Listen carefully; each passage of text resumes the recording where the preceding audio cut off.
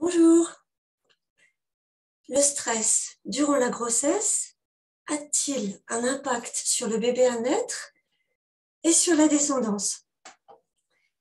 Donc, c'est le nouvel épisode de la chaîne Auprès de mon arbre, Claire Mazerac, coach en psychogénéalogie. Dernièrement, je partageais une vidéo sur la transmission des traumatismes que je vous mets en lien. Aujourd'hui, je vais vous parler d'une étude qui a été financée par l'Union européenne et qui a été réalisée à Rio de Janeiro et qui porte sur des femmes enceintes dans les favelas, donc dans un contexte, un environnement de violence avec drogue, prostitution, etc. Et donc cette étude a été publiée par la revue Translational Psychiatry, dont je vous mets le lien dessous. Et elle a été publiée en août 2017 et elle a collecté des données sur 386 personnes par des échantillons de salive pour mesurer le taux de cortisol et par des questionnaires individuels avec l'accord de ces personnes. Cette étude a porté donc sur les femmes enceintes, leurs enfants et leurs petits-enfants qui sont aujourd'hui adolescents. Donc sur ce schéma, on voit bien sûr une femme enceinte qui représente donc les grands-mères qui ont fait l'objet de l'étude, leurs enfants, et ce qui est absolument fabuleux pour moi, c'est qu'à l'intérieur du fœtus se trouvent déjà les futures cellules embryonnaires des enfants à naître, une fois fécondés bien sûr, ce qui veut dire que quand on voit une femme enceinte, on a quasiment 3 générations présentes, ce qui veut dire que s'il y a un contexte qui est défavorable, potentiellement c'est peut-être de cette façon-là que 3 générations peuvent être impactées, peuvent être perturbées. Donc les résultats indiquent un phénomène de méthylation des gènes. Donc méthylation, ça veut dire que les gènes sont soit activés, soit désactivés, enfin leur expression est modifiée. Et donc à la 3e génération, on trouve un impact, une influence sur le poids du bébé, sur le taux de cortisol, qui est donc l'hormone du stress, et sur le développement moteur et cognitif. Ainsi, il semblerait que le stress soit transmissible.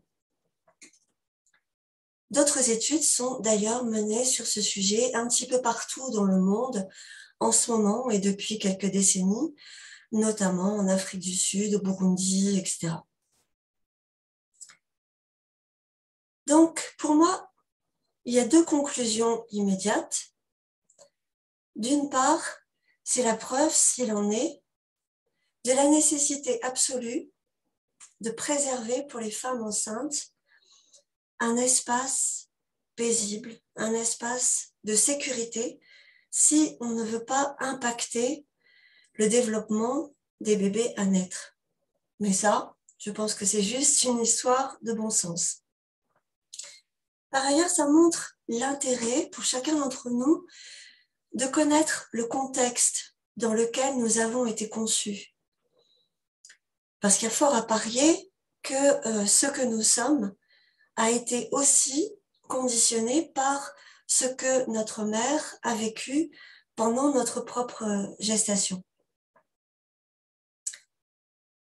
Pour prolonger avec un exemple, je voudrais citer Bruno Clavier, psychanalyste, dans son livre « Les fantômes familiaux », un livre tout à fait passionnant, où il raconte, entre autres, l'exemple d'Anaïs, un bébé de 15 mois, qui va être amené en consultation par ses parents parce qu'elle a des spasmes très violents à chaque fois qu'on la contrarie. Et dès les premières séances, elle prend des objets, des jouets, et elle les lâche. à plusieurs reprises. Elle prend des objets, elle les lâche. Ce qui, dans l'expérience de Bruno Clavier, signifie l'expression de bébés qui n'ont pas, de grossesses qui n'ont pas pu être menées à leur terme. Et en effet, la maman d'Anaïs explique qu'elle-même a connu une interruption volontaire de grossesse et une fausse couche.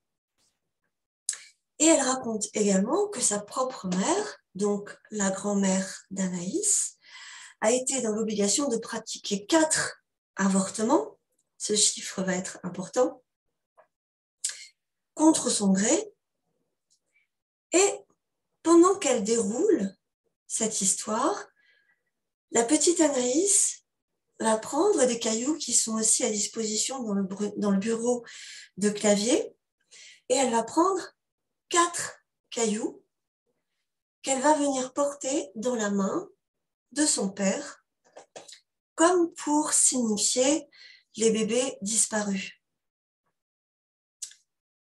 Et Bruno Clavier en conclut, je le cite, « Ainsi, un enfant de 15 mois qui ne parle pas, qui ne sait pas compter, peut, par ses gestes, signifier des choses très cohérentes. » Pour lui, Anaïs signifiait à ses parents le traumatisme des enfants perdus, ce qui peut faire écho au fait que les parents hésitaient à ce moment-là à garder l'embryon dont justement la maman était porteuse à ce moment-là. Également, il se trouve que la grand-mère, qui aurait voulu en fait garder les bébés dont elle a avorté, s'est vue répondre par son mari « non », ce qui peut faire écho au spasme qui agite Anaïs quand on lui dit non. Je vous laisse tirer vos propres conclusions de cette anecdote et je vous laisse avec une citation d'un proverbe israélien très ancien qui est repris dans l'Ancien Testament et qui dit « Les pères ont mangé des raisins verts et les dents des enfants en ont été agacées. » Vous pouvez me partager vos exemples, vos souvenirs, vos observations, soit dans les commentaires, soit par mail sur l'adresse coachtransgénérationnel@gmail.com qui est également dessous. En plus, bien sûr, de vous abonner et de cliquer sur un petit pouce j'aime. Merci bien et à très bientôt pour d'autres histoires.